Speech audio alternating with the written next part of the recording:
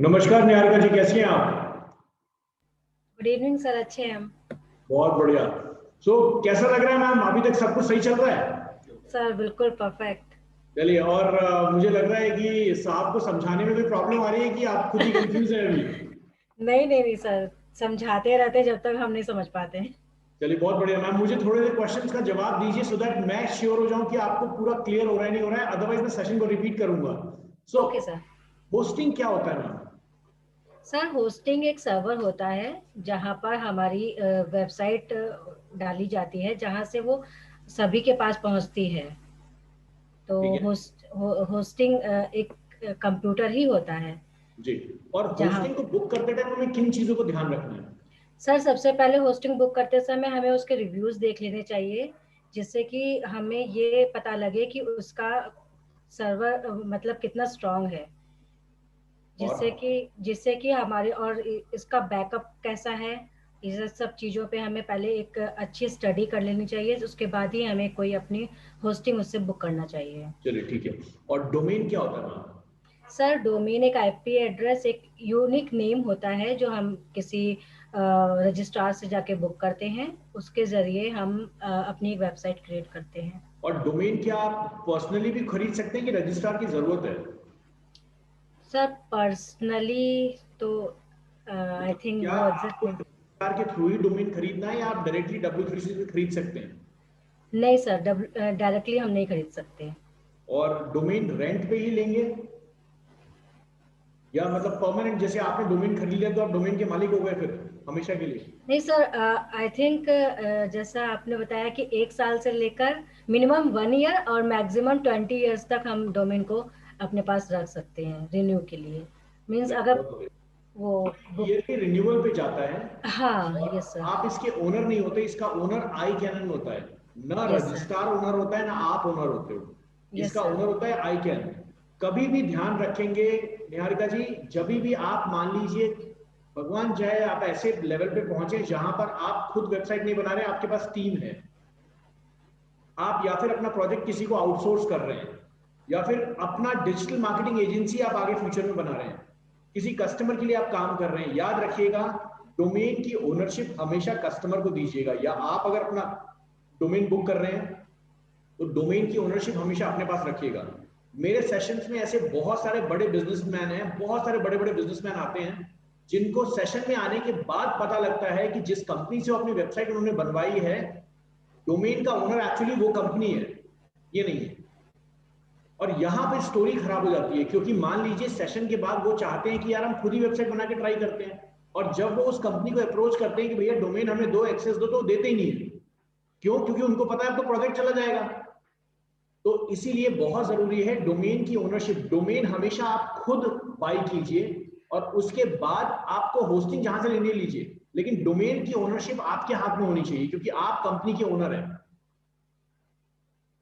ये बात हमेशा खासा ध्यान रखें। और आगे अगर फ्यूचर में कभी डिजिटल मार्केटिंग एजेंसी स्टार्ट करेंगे आप, तो हमेशा लोगों को भी, कस्टमर को भी समझाएं कि बहुत जरूरी है डोमेन की ओनरशिप आपके खुद के हाथ में रहे। सर ओनरशिप तो ओनली जैसे कि ईयरली या मैक्सिमम 20 ईयर्स के लिए ही हमें जी मिलेगी। जब तक जी हम जी, रिन्यू से बिल्कुल। करते रहेंगे तब तक वो हमारे पास जी ओनरशिप रहेगी। जी जी। Okay sir. अच्छा, एक और क्वेश्चन कि मान लीजिए मैंने गोडैडी से डोमेन खरीदा और मैं चाहता हूं कि रजिस्ट्रार को चेंज करूं, मैं चाहता हूं कि आईआईडीएम के पास में चला जाऊं, तो क्या मेरे पास पॉसिबिलिटी है in the mid of the year? Sir जब तक आई थिंक सर नहीं है कि जब तक हम उसकी एक्सपायरी डेट का वेट करेंगे, फिर उसके बाद वो हमें टेम्पटिंग ऑफर देगा कि आप अभी टिके रहिए, हम आपको ऑफर देते हैं कि आप हम जी अच्छी सर्विस प्रोवाइड कराएंगे। जी जी उसके बावजूद अगर जैसे हमारी हम नहीं करना चाहते उसके साथ आगे, जी तो फिर हम उसकी एक्सपायरी डेट का वेट करेंगे। फिर जब वो ऑनलाइन अवेलेबल हो जाएगा तब हम अदर सर्वर से जाके हम उसको बुक कर सकते हैं। जी, बिल्कुल ठीक है। और इसके साथ ऐसे भी प्रोविजन है मैम कि आप एक कंपनी को मजबूर कर सकते हैं कि मैं रजिस्ट्रार चेंज करूं, लेकिन फिर ओके। आपको रिन्यूअल कॉस्ट पूरा देना पड़ेगा। Sorry, renewal cost. Renewal cost आपको पूरा देना पड़ेगा। मान लीजिए आपने 800 रुपए का सालाना खरीदा डोमेन, और आप मिड ऑफ द ईयर में डिसाइड करते हैं मुझे गोडैडी के साथ नहीं आईआईडीएम के साथ जाना है, ओके। तो आपको रिन्यूअल कॉस्ट फिर से 800 रुपए देना पड़ेगा, और GoDaddy उस डोमेन को छोड़ देगा पब्लिकली 2 महीने में, और फिर आप उसको दूसरी जगह से बुक करेंगे, दूसरा रजिस्ट्रार बुक करेगा। ओके। लेकिन ऐसे बहुत कम चांसेस होते हैं, कोई भी कंपनी छोड़ती नहीं है, फंसा के रखती है, वरना कस्टमर ऐसे छोड़ने लगे तो पैसे कैसे कमाएंगे वो? यस ना, सर। बिजनेस करने का सेंस ही यही है उनका, यही तरीका ही है। सर एक क्वेश्चन मेरा ये है, जैसे सर बहुत सारी जो लीडिंग कंपनीज है, वेबसाइट्स हैं, अगर जैसे वो ऐसे मिड में छोड़ना चाहती हैं, वो उनको छोड़ भी दिया जाता है, तो लेकिन जैसे वो रिस्की नहीं रहता कि वो ऑनलाइन अवेलेबल है, हमारे बुक करने से पहले किसी अदर ने बुक कर लिया? मैम बिल्कुल बिल्कुल रिस्की है। मैंने आपको स्टोरी जो बताई थी ना, कॉम्पिटिटर है। गूगल का डोमेन बुक हो गया था मैम। यस सर, वही मैं कह रही हूँ, वो ऑनलाइन तो फिर पब्लिकली हो गया ना। हाँ बिल्कुल 100%। वो उस कुछ घंटों के लिए ऑनलाइन होगा, पता लगे कोई आपके पीछे हमारा सर्वर डाउन हो गया, उसने बुक कर लिया। उसने बुक कर लिया, वो गया, और फिर आपको यस सर। रीसेल खरीदना ही पड़ेगा। ऐसे ही इसलिए आजकल जो रीसेलर्स होते हैं, जो लोग डोमेन रीसेलर का काम करते हैं, वो क्या करते हैं, स्टॉक एक्सचेंज पे नजर रखते हैं। यस जो सर। भी आईपीओ कंपनीज नई नई निकल रही होती हैं, उनके सारे डोमेन्स को .in .com .net .org सब बुक कर लेते हैं, और बुक करके बैठे हुए हैं। उसके बाद वो बार बार मेल भेजते रहते हैं कंपनी ओनर को कि भैया देखो आपके नाम का डोमेन हमारे पास है, इतने में सेल कर लो। अब कंपनी ओनर को इतनी बड़ी कंपनी बन गई है, तो उसको लगता है यार चलो यार 8-10 हजार में खरीद लेते हैं, 800 का डोमेन 8-10 हजार में खरीद बिक गया। इस तरीके से डोमेन सेलर में भी बहुत अच्छा काम लोग कर रहे हैं। लेकिन इसमें क्या है, आपको पहले बहुत अच्छी इन्वेस्टमेंट करनी पड़ती है, आपको बहुत सारे डोमेन्स खरीद के रखने पड़ते हैं।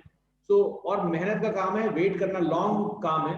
तो मैं ये सजेस्ट नहीं करूंगा कि उस चीज में जाएं, है ना। अपने काम से मतलब रखें, अपनी वेबसाइट बनाएं, काम खत्म। बाकी किसी का डोमेन अगर हाथे कभी चढ़ गया तो उसको मौका नहीं छोड़े। चलिए यस बाकी सर, आगे चलते हैं। अमेजोन फ्लिपकार्ट पे सर नजर रहेगी मेरी। मैम उनकी डेडिकेटेड टीम है, ये गूगल का कांड होने के बाद उनकी प्रॉपर डेडिकेटेड टीम है, जिसको डोमेन कंट्रोल टीम कहते हैं। उनका काम ही यही है कि वो ये देखते रहेंगे कि डोमेन रिन्यूअल किसका कब जा रहा है। सर जब गूगल स्किप कर सकता है तो फिर कोई भी कर सकता है। बिल्कुल कर सकता है मैम, कोई भी कर सकता है। अब वो बताओ, वो बेचारा लंच करने गया, उतनी देर में काम हो गया उसका, आधे घंटे में, यस है सर, ना, कहाँ कितनी सर बड़ी चीज हो गई है। ओनर से एम्प्लॉय भी नहीं रहा।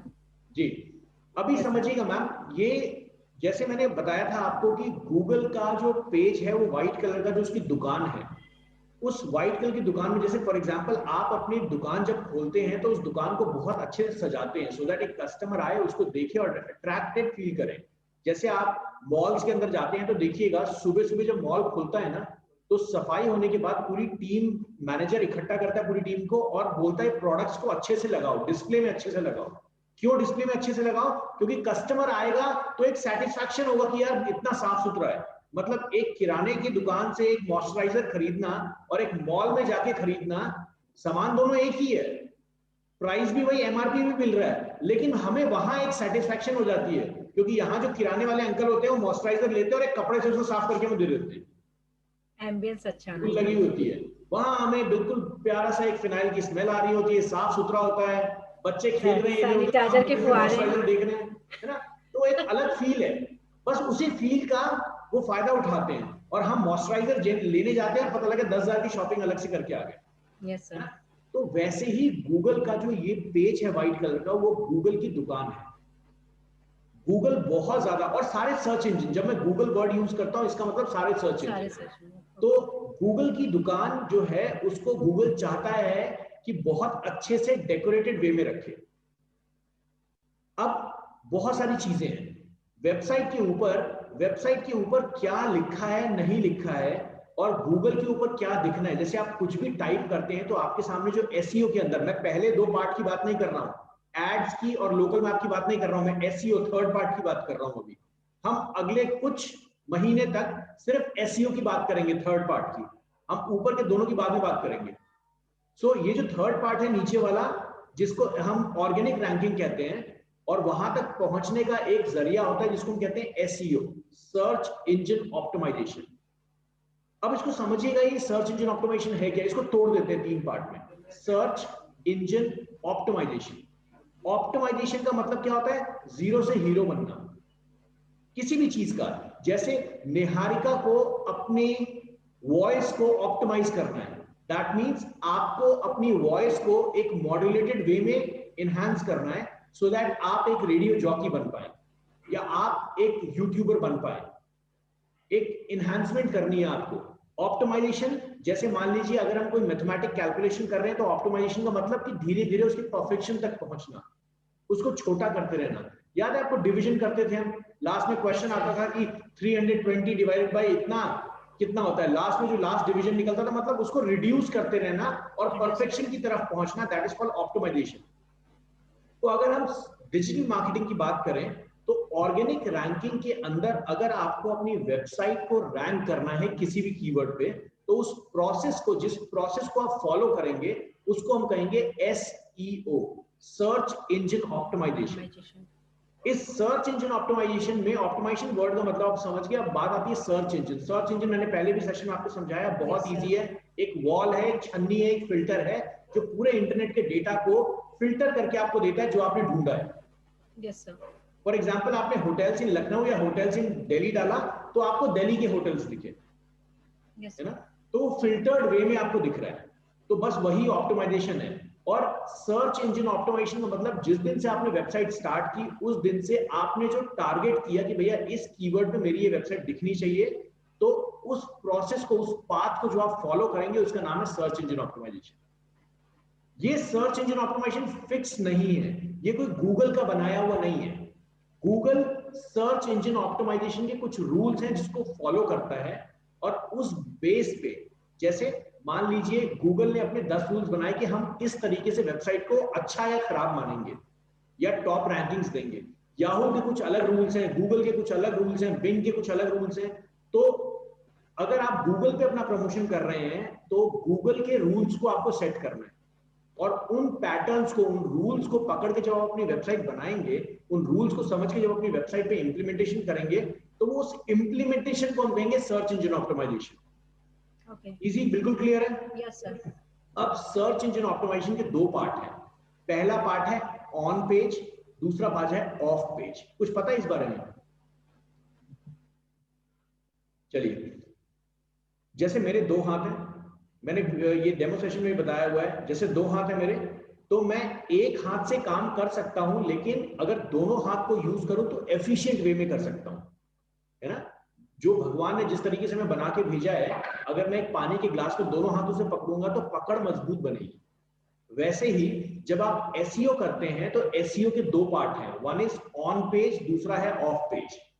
ऑन पेज का मतलब वो सारा किया हुआ काम जो आप अपनी वेबसाइट पे इंप्लीमेंट करेंगे, जैसे वेबसाइट के अंदर कुछ इमेजेस लगाना, अच्छे से कस्टमर को डेटा दिखाना, अच्छा कंटेंट लिखना, कुछ और टेक्निकल चीजें जो मैं आगे आपको बताऊंगा, वो सारा किया गया काम जो आप अपनी वेबसाइट के ऊपर करेंगे उसको कहेंगे on page optimization. On page मतलब पेज के ऊपर किया गया काम, और ऑफ पेज मतलब पेज से हटके। जैसे फॉर एग्जांपल मैंने निहारिका को बोला कि निहारिका जी मुझे 10 लाख रुपए की जरूरत है, तो निहारिका बोलेंगी सर अभी तो सेशन स्टार्ट हुआ है, अभी कहां से मैं पैसे दे दूं, मुझे ट्रस्ट ही नहीं है, पता लगे आप भाग गए तो। लेकिन पीछे से आपके हस्बैंड ने बोला नहीं जी बहुत बहुत सही आदमी है ये, इन पे रिस्क ले लो, चलो पत्ता खेल लो, है ना। तो आपको एक सपोर्टिंग एलिमेंट मिल गया, आपको एक क्या मिल गया, आपको एक ऐसा बंदा मिल गया कि अगर प्रभाकर सर भाग गए तो अपने पति का खून कर दोगे, भैया 10 लाख रुपए लेके भाग गया बंदा, है ना, तुमने बोला तुम ही दोगे, मुझे नहीं पता। तो एक आपको एक ऐसा इंसान मिल गया तो आपके अंदर एक कॉन्फिडेंस बढ़ गया। वैसे ही उसी तरीके से जब सर्च इंजन ऑप्टिमाइजेशन, जब गूगल आपकी वेबसाइट को रेट करता है तो ये भी वो देखता है कि आप बाकी किन किन जगह एग्जिस्ट करते हैं। हिंदुस्तान में मैम हर किसी को भगत सिंह चाहिए, लेकिन अपने घर में नहीं चाहिए, है ना। हर किसी को चाहिए कि कॉलोनी की रोडें बन जाएं, कॉलोनी में नालियां लग जाएं, कॉलोनी में लाइट्स लग जाएं, लेकिन जब अपना बेटा खड़े होकर इलेक्शन में खड़ा हो जाता है और लड़ रहा होता है तो कहते हैं चल बेटा अंदर पढ़ाई कर, इन सब में कुछ नहीं रखा, है ना। सबको चाहिए भगत सिंह हो जाए, लेकिन अपने घर में नहीं, बगल वाले घर में भगत सिंह होना चाहिए। तो वैसे ही गूगल जब आपकी वेबसाइट को रेट करता है तो वो ये देखता है कि चलो हमने तो इसको देख ही लिया, लेकिन दूसरे लोग इस वेबसाइट को किस तरीके से देखते हैं। तो ऑफ पेज ऑप्टिमाइजेशन का मतलब है आपकी वेबसाइट से हटके दूसरी जगह पे आपके बारे में क्या लिखा हुआ है, जैसे फेसबुक, ट्विटर, यूट्यूब, इन सारी वेबसाइट से जब आपकी वेबसाइट पे ट्रैफिक आएगा तो गूगल को लगेगा कि यार इतनी बड़ी बड़ी वेबसाइट से ट्रैफिक इस वेबसाइट पे आ रहा है, दैट मींस कुछ तो दम होगा, कुछ तो सच्चाई होगी। मतलब एक ट्रांसपेरेंसी और एक ट्रस्ट लेवल जनरेट करने वाली बात है। जितना अच्छा आपका ऑफ पेज ऑप्टिमाइजेशन होगा, उतना ही अच्छा आपका एसईओ का रिजल्ट निकलेगा। दोबारा समझाऊं? सर आगे समझिए। चलिए मुझे समझाइए, क्या बोला मैंने? सर जहाँ मतलब ऑफ पेज में जो हमारी रैंकिंग होती है, जो गूगल करता है, वो हमारे अदर वेबसाइट पे जहाँ जहाँ हम एक्सेस करते हैं, जैसे लाइक ऑफ पेज इंस्टाग्राम। की, इस सेंटेंस को क्लियर कीजिए, ऑफ पेज की कोई रैंकिंग नहीं होती। नहीं ऑफ सर, पेज ऑफ बस एक, पेज, जी हाँ बताइए बताइए, सुन रहा हूँ। सर, ऑफ पेज में भी जहाँ पर हम मतलब जो हमारा वेबसाइट का पेज है उसके अदर कहाँ कहाँ, जैसे हमारी आईडी वगैरह है इंस्टाग्राम पे, फेसबुक पे, ट्विटर पे, तो वहां पर कैसा हमारा मेरा हम लोग का पर्सनल रिव्यू है, वो जी गूगल उसको जज करता है। बहुत बढ़िया, वेरी गुड। सो देखिए, अब ट्रैफिक वेबसाइट के ऊपर दो जगह से आ रहा है ना? एक तो कहां से आ रहा है? सर्च इंजन से, कि किसी ने कीवर्ड टाइप किया और आपकी वेबसाइट दिखी और कस्टमर आपकी वेबसाइट पे पहुंच गया। Yes sir. ठीक है, मतलब गूगल खुद आपको ट्रैफिक दे रहा है। और एक ट्रैफिक कहां से आ रहा है? फेसबुक से डायरेक्टली आपकी वेबसाइट पे, गूगल के बिना। इंस्टाग्राम से आपकी वेबसाइट पे, यूट्यूब से आपकी वेबसाइट पे, कोरा एक वेबसाइट है क्वेश्चन आंसर के लिए, वहां से आपकी वेबसाइट पे, टाइम्स ऑफ इंडिया से आपकी वेबसाइट पे ट्रैफिक आ रहा है। तो गूगल देखेगा ना कि टाइम्स ऑफ इंडिया इतनी बड़ी वेबसाइट है, इतना अच्छा एसईओ है उसका, अगर उस वेबसाइट ने निहारिका जी की वेबसाइट को एक्सेस किया है या कस्टमर दे रहा है, तो कुछ तो दम होगा निहारिका में। लॉजिक समझ रहे हैं? Yes sir. ये जो टाइम्स ऑफ इंडिया की वेबसाइट से निहारिका की वेबसाइट पे जो कस्टमर आया, इस प्रोसेस को हम कहते हैं बैकलिंकिंग। मतलब एक लिंक से आपके पास कस्टमर आ गया। सर एक और क्वेश्चन। जी सर जैसे वो हमारी वेबसाइट, जो भी मेरा जैसे एफबी पे कोई व्यक्ति हमारे साथ जुड़ा हुआ है, वो जी हमारी वेबसाइट पे विजिट करता है, जी तो सर उसका रिव्यू, अच्छा ओके सर, समझ गया, अपने क्वेश्चन में आंसर है, ठीक है। चलिए, यस सर। कभी भी ऐसा होता है कि अपना दिमाग खुद ही रिप्लाई दे देता है। Yes sir. चलिए मैं अपना आपको, अपना होता है। अब मैं आपको एग्जांपल दिखाता हूँ। यहाँ देखिए, यहाँ मैं सर्च करता हूँ best hotel in Dehradun, type कर देते हैं। चलिए यहाँ देखिए, बेस्ट होटल इन देहरादून, ये देख रहे हैं 10 यस बेस्ट सर। होटल्स इन देहरादून। ये एक ट्रिप एडवाइजर रिव्यू वेबसाइट है। इस वेबसाइट से मैंने इस पर क्लिक किया और ये देखिए, ये दिखा रहा है एलपी विलास देहरादून, है ना? मैं इस पर क्लिक करूंगा। अब अगर इस वेबसाइट से मैं उस एलपी विलास वेबसाइट पे चला गया, तो इसका मतलब गूगल को लगेगा ना कि यार इतनी बड़ी वेबसाइट इस होटल की वेबसाइट पे ट्रैफिक दे रही है, तो मतलब अच्छा होगा कुछ ना कुछ। आपको क्वेश्चंस भी समझ आएंगे, अभी दिखाता हूं लोग इसका यूज कैसे करते हैं। जैसे यहां पे देखते हैं डिजिटल मार्केटिंग कोर्स, यहां पे देखिए, इसको छोड़ देते हैं अभी, अभी सीधा नीचे चलते हैं। यहाँ पे देखिए बहुत सारे ना 10 best online courses on digital marketing, free yes sir. Paid, देख रहे हैं ये सारी चीजें लिखी हुई हैं यहाँ पे, देख रहे हैं सारी चीजें। सुलेखा, ये वेबसाइट्स हैं कुछ जो रिव्यू लिखती हैं, जो रिव्यू देती हैं। तो अभी तो क्या है, अभी थोड़ा सा मार्केट ऐसा हो गया कि बहुत सारी चीजें आ गई, बहुत सारी चीजें हैं। पहले ये रिव्यू वेबसाइट ही चलती थी कि आप यहाँ से पढ़ रहे हैं और यहाँ पे देखिए, आपने देखा, ये देखिए digital marketing full course download, ये देख रहे हैं। Yes sir. ये यहाँ से, ये देखिए एकेडमी है, ये देख रहे हैं। अब यहाँ से मान लीजिए मैं यूडीमी पे गया, मैंने यूडीमी पे क्लिक किया, अब देखिए यूडीमी की वेबसाइट पे कस्टमर लेके जा रहा है, देख रहे हैं। Learn more about this course, मैंने क्लिक किया और कहां पहुंच गया? यूडीमी की वेबसाइट पे आ गया। Yes sir. आ गया ना यूडीमी की वेबसाइट पे? Yes sir. अब ये यूडीमी की वेबसाइट पे मैं आ गया। यूडीमी की वेबसाइट पे आने के बाद यूडीमी को क्या हुआ? एक कस्टमर मिला। कौन सी वेबसाइट से? इस वेबसाइट से। और निहारिका जी बहुत ध्यान से देखिएगा, ऐसा भी हो सकता है कि यूडीमी ने ही ये वेबसाइट बना रखी हो अपना प्रमोशन करने के लिए, यस सर। है ना? तो तो हम लोग क्या करते हैं, जो डिजिटल मार्केटर्स होते हैं वो अपने ही क्वेश्चन वाली वेबसाइट बनाते हैं और खुद ही आंसर देते हैं और कस्टमर कहते हैं आओ जी हम ही अच्छे हैं। तो वैसे ही फेसबुक प्रोफाइल कनेक्ट करना है, बहुत सारी चीजें। मतलब अगर हम मोटा मोटा इसको समझें तो ऑफ पेज का मतलब है आपकी वेबसाइट से हट के जो काम किया गया हो प्रमोशन के लिए।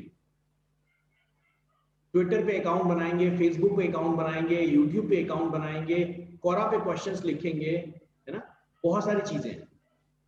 और उसके बाद फिर हम ऑन पेज का मतलब है कि ऑन पेज पे वो सारे किए हुए प्रमोशन के लिए वो सारे किए गए काम जो आपकी वेबसाइट पे किए जा रहे हैं। ये ओवरऑल जब हम प्रैक्टिकल करेंगे तो आपको और ज्यादा क्लैरिटी आ जाएगी। अभी थ्योरेटिकल क्लियर हुआ है हल्का सा? Yes sir. बहुत बढ़िया। अब आगे चलते हैं मैम। अब मैं आपको लेके चलता हूं कि ये जो वेबसाइट होती है, ये वेबसाइट बनती कैसे है, ऐसा क्या है इस चीज में जिसमें वेबसाइट बनती है। तो एक लैंग्वेज है, जैसे वेबसाइट को जब डिजाइन किया जाता है ना मैम, तो वेबसाइट को डिजाइन करते टाइम एक लैंग्वेज की जरूरत होती है। किसी भी वेबसाइट का एक होता है बैक एंड, एक होता है फ्रंट एंड। बैक एंड जो होता है वो जावा, कभी आपने नाम सुना होगा, जावा, यस सर। पीएचपी, डॉटनेट, ये सारा होता है बैक एंड। और फ्रंट एंड हर वेबसाइट का HTML होता है। अब ये HTML है क्या, समझिएगा। HTML का फुल फॉर्म है hyper text markup language, HTML, hyper text markup language. Hyper text क्या है?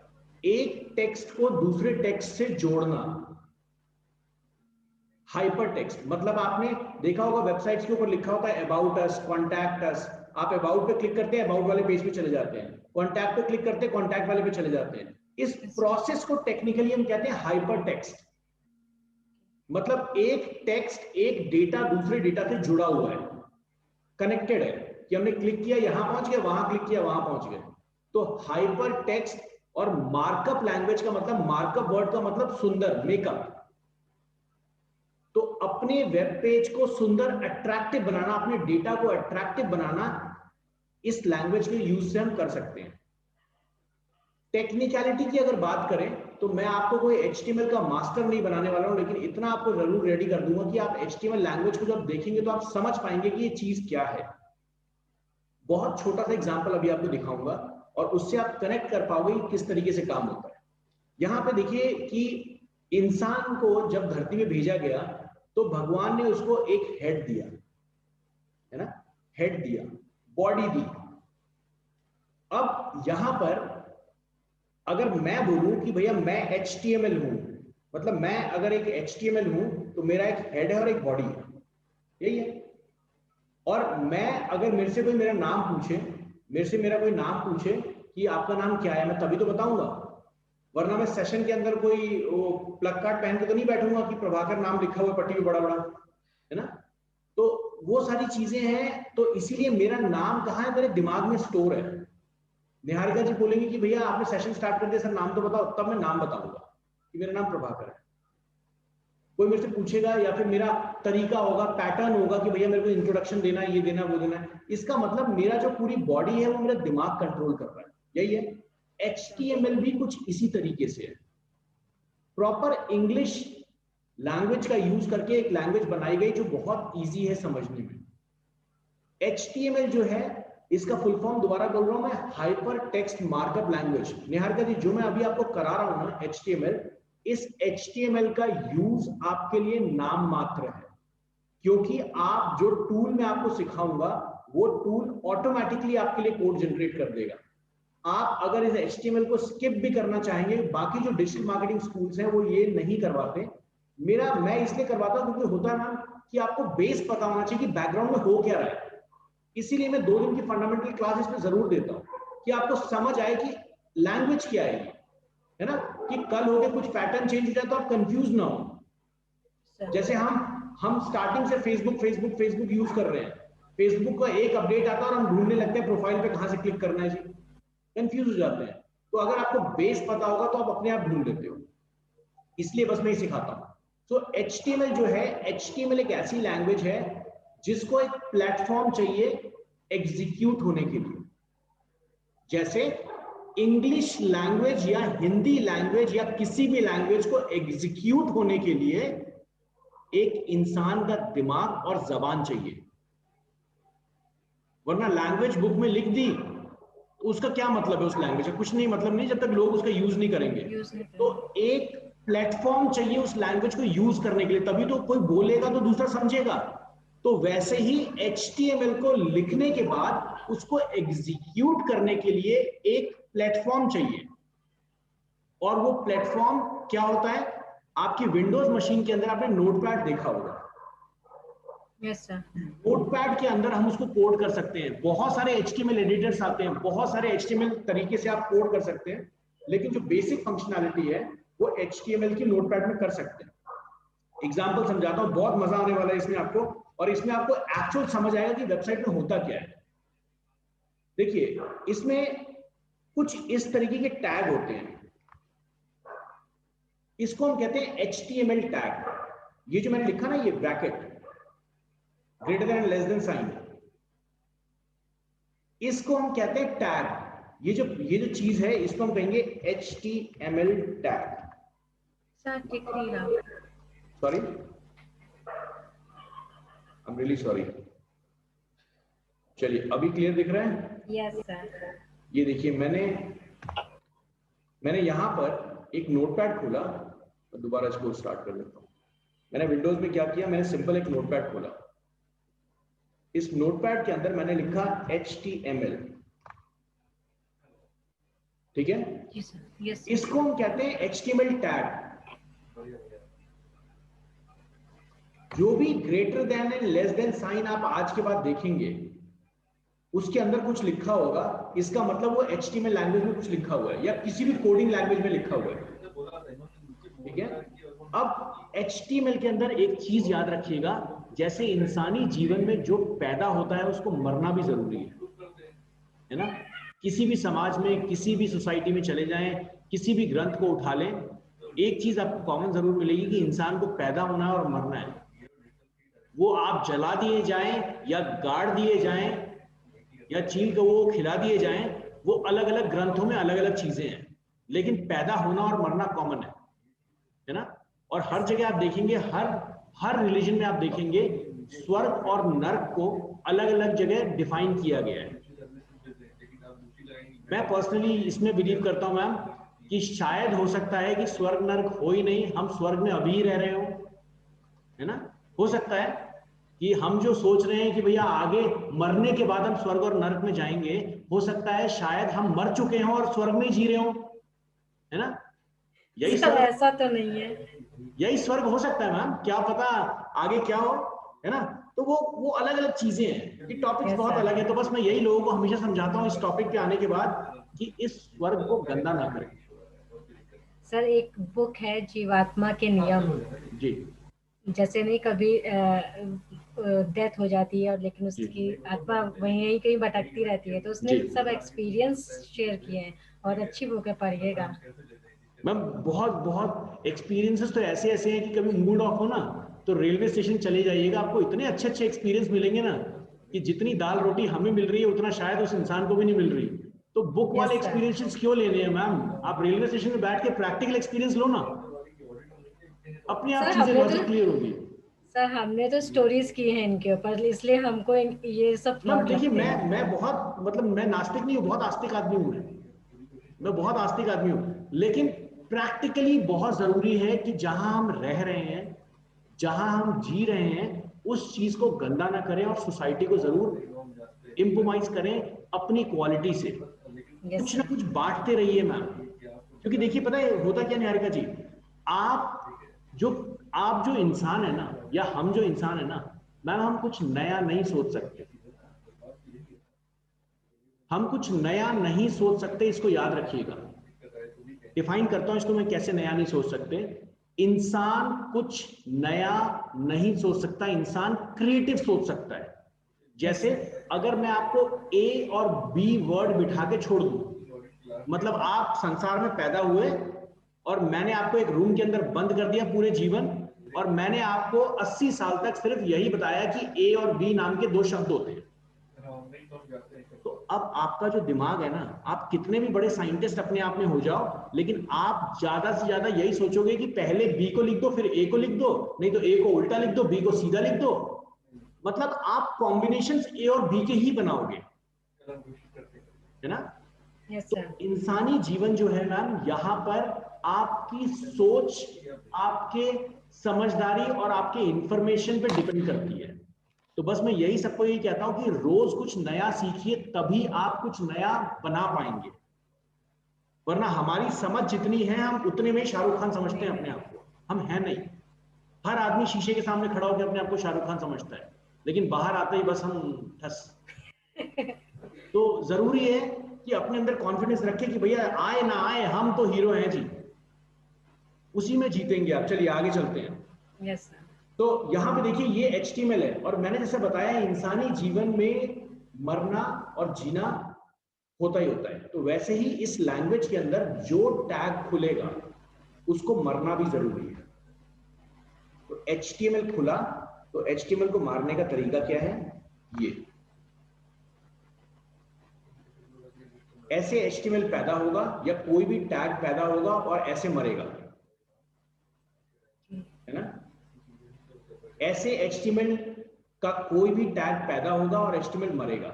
अब मैंने आपको बताया HTML एक इंसानी बॉडी की तरह होता है, तो HTML के अंदर हेड भी होता है। अब क्या होगा निहारिका जी, हेड पैदा हुआ तो हेड को मरना भी जरूरी है। कैसे मरेगा? ऐसे, ऐसी प्रोग्रामिंग किसी ने नहीं सिखाई होगी आज तक। चलिए, अब इसके बाद देखिए हेड आ गया, मतलब ये पूरा HTML है, इसका ये हो गया हेड। और अब मैंने बताया था इंसानी बॉडी की तरह है, तो बॉडी भी तो होनी चाहिए ना, और बॉडी पैदा हुई तो क्या होना चाहिए? बॉडी को मरना भी जरूरी है ना? इजी, बहुत क्लियर है। Yes sir. अब दिखाता हूं मैम इसका यूज कहाँ होता है, वरना कहोगे सर क्या बकवास समझा रहे हो, डिजिटल मार्केटिंग कोर्स ज्वाइन किया, हम ये सोच रहे थे ये पैदा और मरेगा कहाँ पर। चलिए दिखाता हूं। अब किसी भी वेबसाइट पे चलते हैं हम, किसी भी वेबसाइट पे, दुनिया की कोई भी वेबसाइट आप उठा लीजिए, जैसे यूडीमी उठा लेते हैं, गूगल उठा लेते हैं, कोई भी वेबसाइट उठा लेते हैं, कंट्रोल यू किया और मैं इसका सोर्स कोड देख रहा हूं। देखिए सबसे ऊपर क्या लिखा हुआ है मैम, HTML देख रहे हैं? Yes sir. सबसे नीचे चले जाते हैं, ये देखिए HTML मरा है। हाँ। ऊपर चलते हैं, देखिए ये देख रहे हैं हेड, और हेड भी बेचारा कहीं ना कहीं यहां मरा ही होगा, मरा। यहां देखिए हेड मर गए। इजी, क्लियर है सर? बट इसको यहाँ डेट क्यों किया गया है? दोबारा बताइए मैम। सर यहाँ पर इसको क्यों मारा गया है? चलिए मैम देखिए, जब कोड एग्जीक्यूट होता है ना, जब कोड को एग्जीक्यूशन किया जाता है कोड का, तो उस टाइम लाइन बाय लाइन चलता है। जैसे कंप्यूटर यहां से पढ़ना स्टार्ट करता है, और उसके बाद line number 1, line number 2, line number 3, line number 4, line number 5, ऐसे आता है ये। जैसे यहां आप देखेंगे, ये देख रहे हैं, ये कोड है, लाइन नंबर 1, लाइन नंबर 2, देख रहे हैं? Yes sir. तो कंप्यूटर यहां से पढ़ना स्टार्ट करता है। ये क्लाइंट सर्वर रिलेशन है, समझाता हूं। आपका ब्राउजर है, जैसे अभी आप जिस सिस्टम पे बैठे हैं उस पे एक ब्राउजर यूज करेंगे, मोजिला या गूगल क्रोम, कुछ भी आप यूज करेंगे। yes, sir. उस पे आपने लिखा www.google.com, तो गूगल का जो वेबसाइट है वो डोमेन जहां पे भी कनेक्टेड होगा, जिस होस्टिंग पे, एक इंफॉर्मेशन वहां थ्रो की जाएगी, यही होगा yes, sir. है ना? एक इंफॉर्मेशन थ्रो की जाएगी, उस इंफॉर्मेशन को थ्रो करके उस सर्वर से कुछ ना कुछ डाउनलोड होगा आपके कंप्यूटर के अंदर, तभी तो आपको वेबसाइट दिखेगी। जैसे जब हम वेबसाइट बनाएंगे तो वेबसाइट बनाने के बाद हम रखेंगे कहाँ? उसको एक सर्वर पे। Yes sir. और जो इमेज है, जो वीडियो है, इमेज है, जो हम टेक्स्ट लिखेंगे, वो सब कहाँ रहेगा? सर्वर के ऊपर।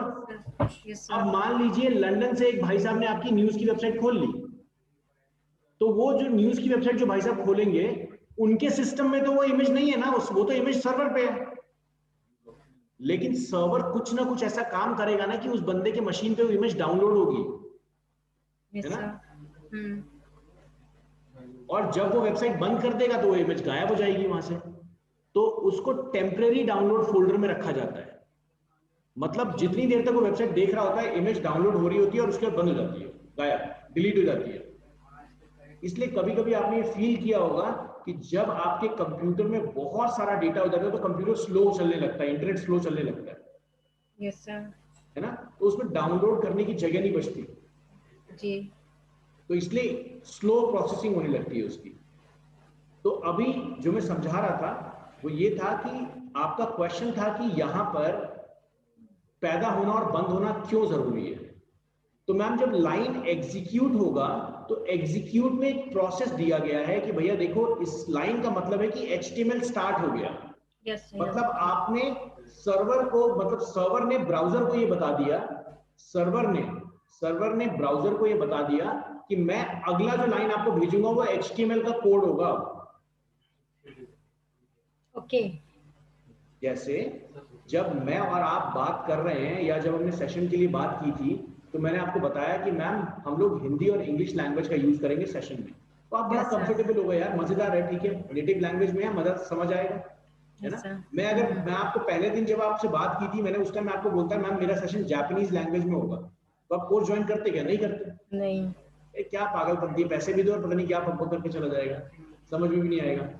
तो इसीलिए अगर मैंने आपको लैंग्वेज बता दिया तो आपका माइंडसेट रेडी हो गया कि भैया हिंदी तो मुझे आती है, इंग्लिश तो मुझे आती है, मैं सीख जाऊंगी। तो वैसे मतलब इजी हो गया ना टास्क। Yes sir. ओके। हो सकता है आपके पास ऐसी कोई नेटिव लैंग्वेज की नॉलेज हो जो मुझे भी आती है और मैं आपको बोलूं और फिर उस टाइम मैं उस लैंग्वेज में आपको पढ़ा रहा था तो आपका दिमाग कहेगा कि यार अरे यार ये सर तो इस टाइम ये पढ़ा रहे हैं, अच्छा इस वर्ड का ये मतलब होता है ना। टनपुरिया लैंग्वेज। या फिर आप ये कर सकते हो कि मान लो आप जापानीज डिक्शनरी खोल के बैठे हो कि मैं जब वर्ड्स बोलूंगा तो सेशन की रिकॉर्डिंग देख के डिक्शनरी पलटोगे, है ना। तो टाइम लग जाएगा उसमें, सीख तो आप जाओगे लेकिन टाइम लग जाएगा। तो वैसे ही जब कोई सर्वर किसी ब्राउजर पे, किसी क्लाइंट पे, ये क्लाइंट और सर्वर आर्किटेक्चर, ये है क्लाइंट जहां आप बैठे हो, ये है सर्वर, जब इनके बीच में इंफॉर्मेशन एक्सचेंज हो रहा है तो सर्वर को बताना जरूरी है ना कि मैं किस बारे में कौन से टाइप का कोड भेज रहा हूं, तभी तो ब्राउजर समझेगा। आपने शायद एक्सपीरियंस ये किया होगा कि इंडियन रेलवेज की या कुछ वेबसाइट्स पे या न्यूज की बहुत सारी वेबसाइट्स पे लिखा रहता है best viewed in Google Chrome. देखा आपने कभी लिखा हुआ? यस सर, देखा है। इसका मतलब कि जो कोड उस वेबसाइट पे बनाया गया है उसको ये वाला ब्राउजर ज्यादा अच्छे से समझता है। क्लियर है? बिल्कुल। Yes sir. अब यहां पे बात आती है कि पैदा होना और मरना क्यों जरूरी है, क्योंकि इसका आंसर अभी तक नहीं मिला है। ये तो मैंने आपको बता दिया कि भैया पैदा होना तो ठीक है लेकिन मरना क्यों जरूरी है ना। तो इसकी आगे की जिम्मेदारी मेरी नहीं। तो यहां पे देखिए कि जब किसी भी टैग को आप ओपन करेंगे तो लैंग्वेज को इस तरीके से बनाया गया है कि आप सर्वर को, जो सर्वर है वो ब्राउजर को इंफॉर्मेशन देता है कि देखो भैया HTML टैग ओपन हुआ, HTML के अंदर मतलब आप HTML के सेगमेंट से जो भी भेजो उसे टैली करने लगो। मतलब जो सर्वर है वो सिर्फ ये कोड भेजता है मैम और कुछ नहीं भेजता। सर्वर सिर्फ ये कोड भेजेगा, बैक टू बैक इस कोड को भेजता रहेगा, line number 1, line number 2, line number 3, code को भेजता रहेगा। तभी जो वेबसाइट कभी कभी आपने देखी होगी ऐसे धीरे धीरे खुलती है ऊपर से नीचे तक, देखा आपने? Yes sir, yes sir. तो वही होता है, line number 1, line number 2, line number 3, line number 4 ऐसे करके नीचे तक आता रहता है वो। तो सर्वर में सिर्फ ये स्टोर होता है और कुछ भी नहीं। तो सर्वर को आपने बता दिया कि मैं HTML लैंग्वेज भेजूंगी, उसके बाद आपने हेड किया, उसने बोला कि अब भैया मैं दिमाग भेज रही हूं। दिमाग मतलब किसी भी आदमी को इंफॉर्मेशन नहीं, ये समझिएगा, किसी भी आदमी को आप एक बार देखें और वो कुछ हरकतें कर रहा है पागलों की तरह, है ना, तो आप कहेंगे यार पागल है आप, you don't care about it, चल भैया पागल है, 1 रुपये का सिक्का पकड़ाएंगे, चल कुछ खा पी लेना, निकल जाओगे आप भी। लेकिन आप एक मार्केट में गए और वहां अनाउंसमेंट हो रही है कि हाँ जी प्रभाकर जी आने वाले हैं और अच्छा बोलते हैं और आपको डिजिटल मार्केटिंग सीखने का मन है, थोड़ी देर रुक जाओ, कुछ सिखा के जाओगे, तो आप रुक जाओगे, है ना, आप इज्जत दोगे कि भैया पहले से अनाउंसमेंट हो रही है। तो वैसा ही यहाँ पे भी पैटर्न है मैम, वही पैटर्न यहाँ पे भी है कि एक इंफॉर्मेशन को ट्रांसफर करने से पहले एक इंफॉर्मेशन दी जा रही है कि भैया देखो हम इस बारे में बात करने वाले हैं, ठीक है, तो इजी एक्सेस हो जाता है, डेटा फ्लो इजी हो जाता है। अब यहां पर हमने जब बात की कि हेड है, इसका मतलब कि अब इंफॉर्मेशन दी जा रही है वेबसाइट के बारे में कि ये वेबसाइट किस बारे में है, क्या करती है, मतलब सारी चीजें रेडी हो जाए पहले। हेड में उसका कलर, उसका डिजाइन, सब कुछ अपडेटेड होता है। सर मास कम्युनिकेशन में लाइक एंकर। जी बिल्कुल। सो ये सारी चीजें इसलिए हैं। और हेड बंद हो गया, इसका मतलब अब ध्यान दीजिए इधर, जो कुछ भी आप इसके अंदर लिखेंगे, जो कुछ भी आप इस टैग के अंदर, मतलब ये जो टैग खुला और बंद हुआ, इस ओपनिंग और क्लोजिंग टैग के बीच में जो कुछ आप लिखेंगे ये यूजर को दिखेगा। इसके अलावा आप यहां लिख दीजिए कुछ नहीं दिखेगा, यहां लिख दीजिए कुछ नहीं दिखेगा। मतलब जो कुछ भी बॉडी के अंदर होगा सिर्फ वही यूजर को दिखेगा। कैसे दिखेगा दिखाता हूं। देखिए यहां पे बॉडी में लिख देता हूं मैं दिस,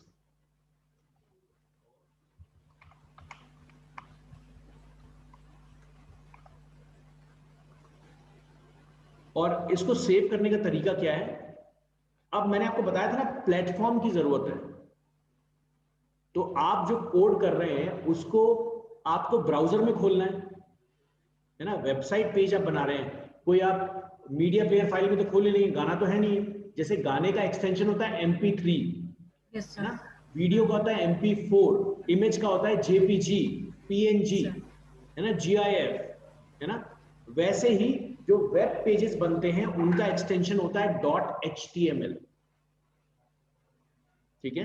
तो मैं यहाँ पे फाइल पे क्लिक करता हूँ, इसको बहुत ध्यान से देखिएगा मैम, इस स्टेप पे हमेशा गड़बड़ी होगी और आप करेंगे, मैं अभी बता दूंगा आप करेंगे गलती, और हर इंसान करता है ये।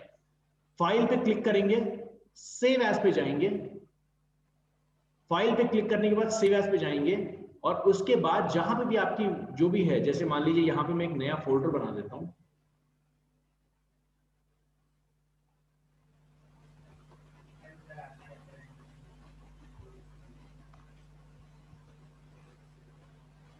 बैच 722, मैंने इसको खोल लिया, और यहां पर सेव टाइप एज में आपको ऑल फाइल सेलेक्ट करना है, ऑल फाइल्स, और यहां पर मैं डाल देता हूं कुछ भी, पेज, जो भी नाम दे दीजिए आप, कोई नाम दे दीजिए, .html। इजी क्लियर है? Yes sir. और मैंने इसको कर दिया सेव। अब चलते हैं अपने फोल्डर के ऊपर और देखते हैं वहां क्या हुआ है।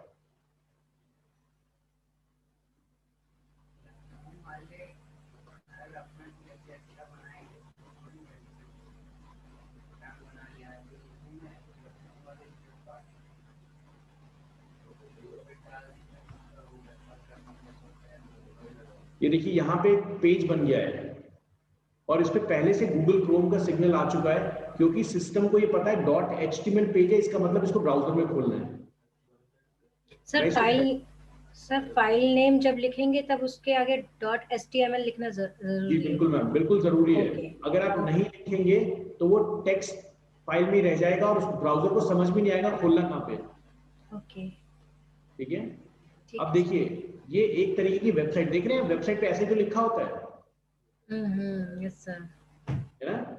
अब जैसे मान लीजिए मुझे एक YouTube दिखाता हूँ, बहुत सिंपल सा आपको एक तरीका दिखा रहा हूँ, मैं आपको ये सिखाऊंगा जरूर, लेकिन बस आपको थोड़ा सा जोश लाने के लिए आप में कि हाँ सही चल रहा है, उसके लिए मैं एक चीज आपको दिखा देता हूँ, बहुत इजी आपको समझ में आएगा। एग्जाम्पल के तौर पे मान लीजिए ये है,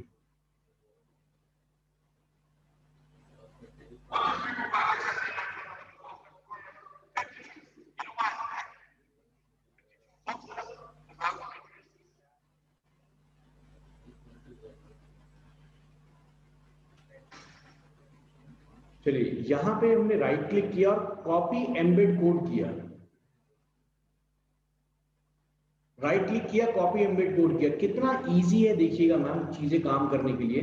यहां पर ये देख रहे हैं, यही हमारा पेज था जहां पे हम कोड कर रहे थे। Yes sir.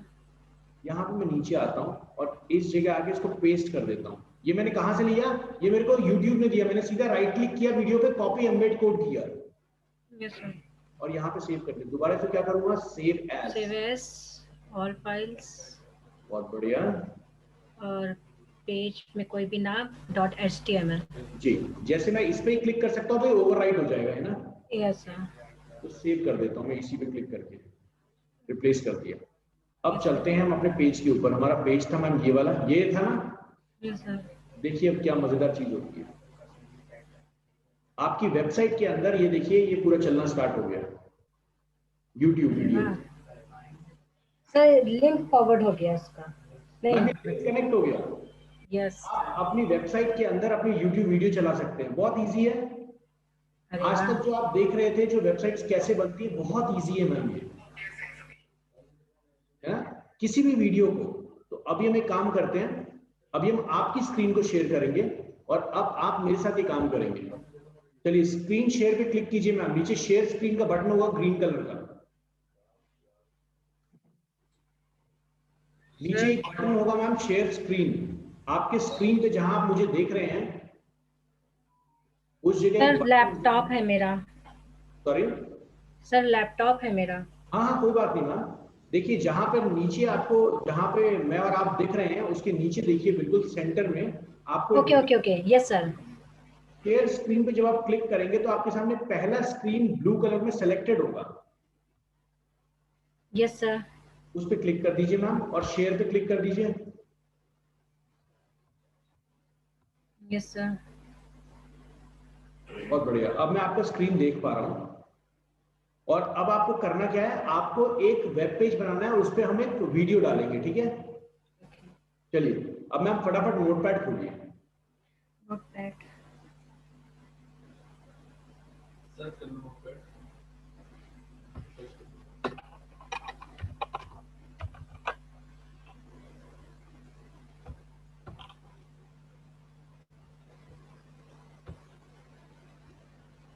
नोटपैड पे क्लिक कर दीजिए, नीचे हो जाएगा अपने आप। यस सर, नोटपैड खोल लिया। चलिए अब मैम यहाँ पे HTML लिखना स्टार्ट कीजिए। सबसे पहले आप टैग को लिखेंगे और उसको पैदा करेंगे और मार देंगे। चलिए ब्रैकेट HTML और HTML को मार दीजिए। कैपिटल। कैपिटल की जरूरत नहीं है मैम, ओके। नॉर्मल में लिख दीजिए।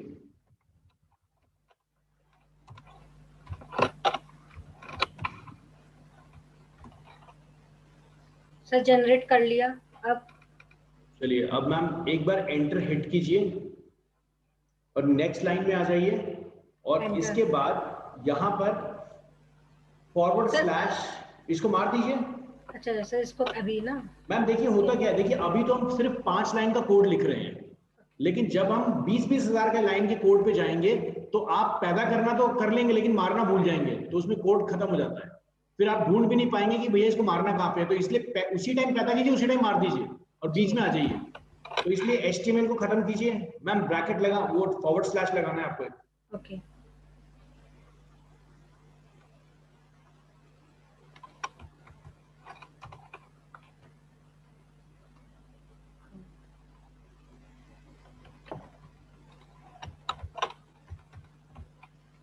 चलिए अब इनके बीच में गैप दीजिए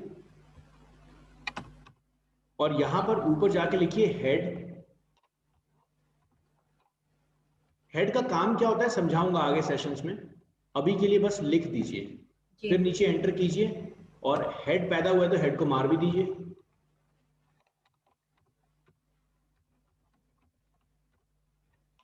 जी सर। अब नीचे आ जाइए मैम, अभी हम हेड को बिल्कुल नहीं छेड़ेंगे।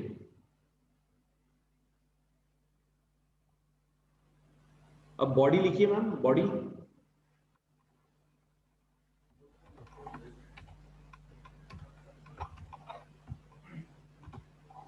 इसको भी सर किल करें?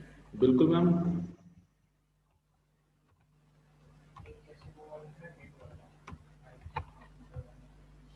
Yes sir.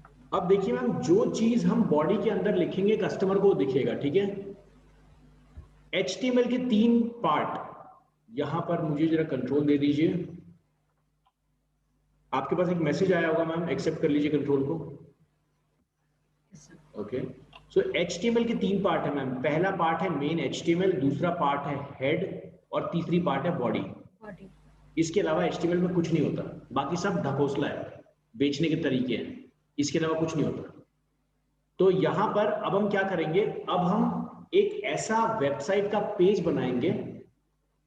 वेबसाइट में 1000 पेजेस हो सकते हैं, तो जब हम वेबसाइट बनाते हैं तो हम एक्चुअल वेबसाइट नहीं, हम पेज बनाते हैं, और बहुत सारे पेज मिलके एक वेबसाइट बनती है, ठीक है। जैसे मेन पेज जो होगा उसको होम पेज बोलेंगे, कॉन्टैक्ट पेज, है ना।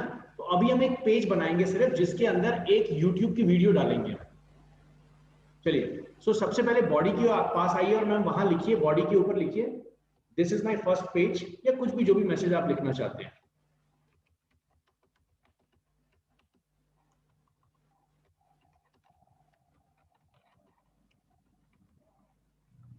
ठीक है, अब यहां पे एंटर प्रेस कीजिए, थोड़ा गैप दे दीजिए। अब यूट्यूब पे चलते हैं मैम। यूट्यूब ओपन कीजिए, ब्राउजर ओपन कीजिए, यूट्यूब पे जाइए।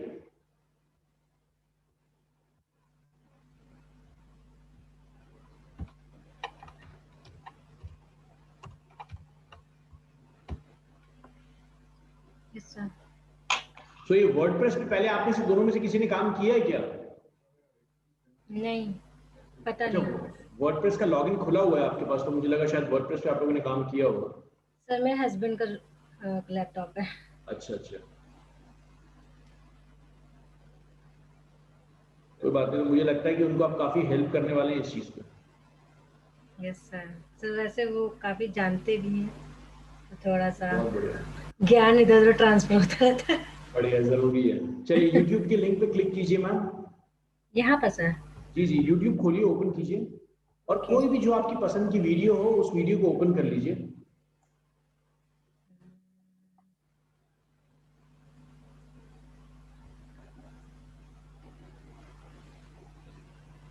ये है पसंद की। हाँ हाँ, कोई भी ले लीजिए मैम, और उसको पॉज कर दीजिएगा वीडियो को। मैम इस ऐड पे निकल जाने दीजिए, ऐड पे निकल जाने दीजिए, स्किप कर दीजिए। और इस जगह पे आप क्या कीजिए, राइट क्लिक कीजिए वीडियो के ऊपर। वीडियो के ऊपर राइट क्लिक कीजिए, यहां पर आपको दिखेगा एक कॉपी एम्बेड कोड। वीडियो के ऊपर राइट क्लिक करें। Right click. जी, लैपटॉप पे देखिए जहां पे माउस है ना, वहीं पे एक बटन होगा, यस सर। नीचे यस दो सर। बटन होंगे, उसमें राइट वाला बटन प्रेस कर दीजिए, yes sir. Copy copy embed embed code. Code. Yes sir. ठीक है, अब आ जाइए अपने नोटपैड पे, जहां पे आपका नोटपैड था। Yes sir.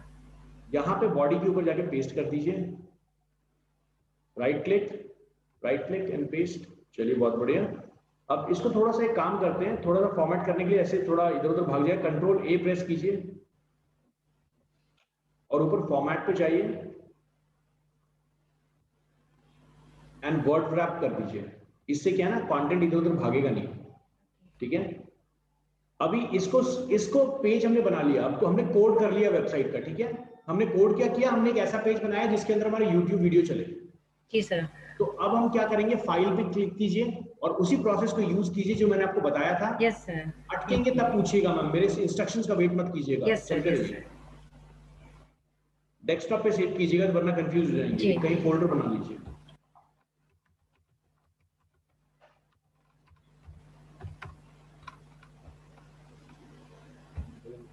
एक नया फोल्डर बना लीजिए कोर्स के नाम से, तो आपको इजी रहेगा फिर उस पर काम करना।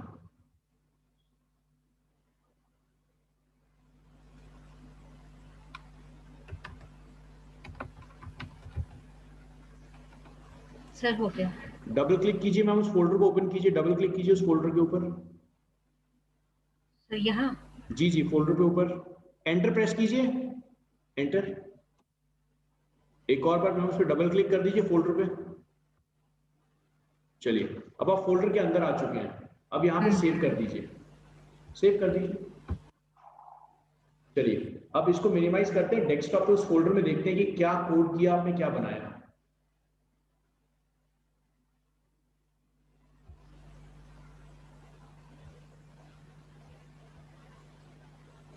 इसको भी मिनिमाइज कर दीजिए मैम। यहां पे आपका एक फोल्डर बन गया होगा, ये नीचे निहारिका के नाम से, डबल क्लिक कीजिए उस पर। और यहाँ पर ये अभी इंटरनेट एक्सप्लोरर, मैम मैं एक चीज कर देता हूँ आपके लिए, इजी रहेगा, 1 मिनट बस। इंटरनेट क्रोम वाला साइन नहीं आया। हाँ मैं क्रोम वाला ला देता हूँ। आपके जैसे कोई भी जो एक्सटेंशन होती है ना, उसके लिए डेफिनेशन देना पड़ता है कि बाय डिफॉल्ट वो किस में खुले। तो बाय डिफॉल्ट अभी गूगल में खुल रहा था ये, सॉरी इंटरनेट एक्सप्लोरर में, अब मैंने क्रोम कर दिया है, तो ये क्रोम हो गया अब आपका। यहाँ चलते हैं, इसको मिनिमाइज करते हैं। चलिए ये रही आपकी वेबसाइट, इस पर डबल क्लिक कीजिए और इस पेज को ओपन कीजिए।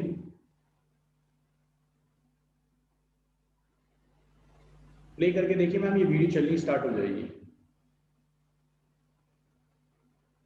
इजी, बहुत इजी, क्लियर है? Yes sir. है ना? पॉज कीजिए मैम इसको और कंट्रोल यू प्रेस कीजिए, कंट्रोल यू। अब देखिए वही कोड है ना जो हमने लिखा था। Yes sir. लाइन नंबर 1 पे HTML हेड बॉडी। अब यहाँ पे एक और गड़बड़ हो रही है मैम, गड़बड़ ये हो रही है, लेट मी कंट्रोल दिस। यहाँ पे गड़बड़ ये हो रही है कि मैम ये देखिए, ये जो टेक्स्ट हमने लिखा ना, ये टेक्स्ट जो है, ये टेक्स्ट पीछे जा रहा है, वीडियो के नीचे साथ में आ गया। हम चाहते थे वीडियो के ऊपर। हमने जो यहाँ पे ये सेंटेंस लिखा था, हमने देखिए गैप दिया हुआ था यहाँ पे, है ना?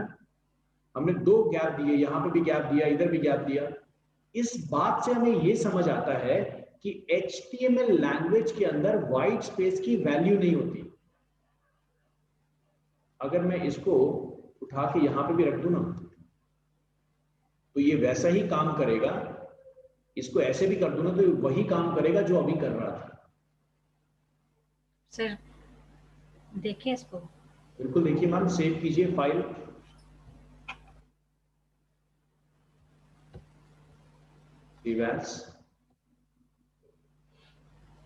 सर यहीं पर सेव HTML।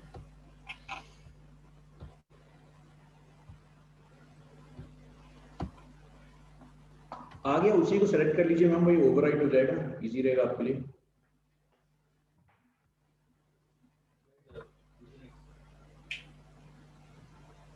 यस कर दीजिए। अब सिंपल पेज पे जाइए और रिफ्रेश कर दीजिए उसको। पीछे पेज पे जाइए, पीछे क्लिक कीजिए मैम, रिफ्रेश कर दीजिए इसको। रिफ्रेश का ऊपर का बटन होता है जहां पे एरो है ना, ये सामने ये बटन है रिफ्रेश का मैम, ऊपर देखिए, ये रिफ्रेश का बटन है, ऊपर ऊपर ऊपर, ये ओके जी, इसको रिफ्रेश का बटन कहते हैं। देख रहे हैं सेम वही आया। सर अभी भी नाम छुप रहा है पीछे। मैं वही कह रहा हूँ मैम, अभी भी सेम वही चीज आई ना। Yes sir. हमने किया क्या था मैम, हमारा टारगेट ये था, मेरे कंट्रोल करने दीजिए, हमारा टारगेट ये था कि वैसे और ऐसे लिखने में सेम रिजल्ट आ रहा है ना। Yes sir. अभी हमने ये डिसाइड नहीं किया कि मैम वो पेज नीचे क्यों जा रहा है और टेक्स्ट ऊपर क्यों जा रहा है, वो चीज अभी हमने नहीं की है।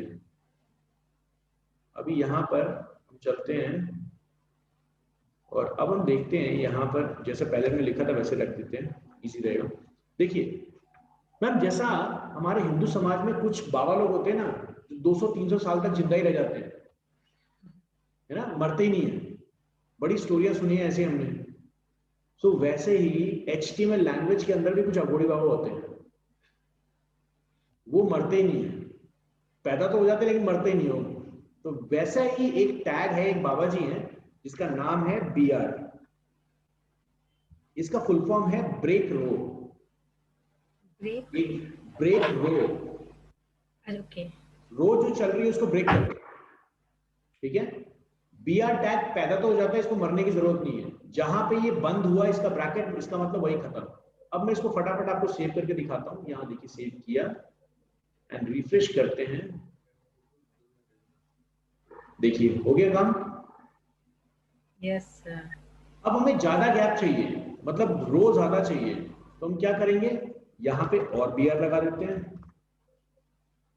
सेव करते हैं। मैं कैसे सेव कर रहा हूं, मैं डायरेक्टली सेव कर दे रहा हूं, तो उस पेज में आ जा रहा है। देख रहे हैं, एक रो और कम हो गया है ना, देख रहे हैं। Yes sir. अब मुझे और गैप चाहिए। यहां पे मैं क्या करता हूं, मैं यहाँ पे 4 BR लगा देता हूँ, इसी को कॉपी कर देता हूँ, 4 BR कर देता हूँ, तो मेरे पास 4 रो का गैप आ जाएगा।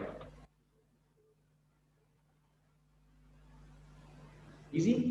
Yes sir.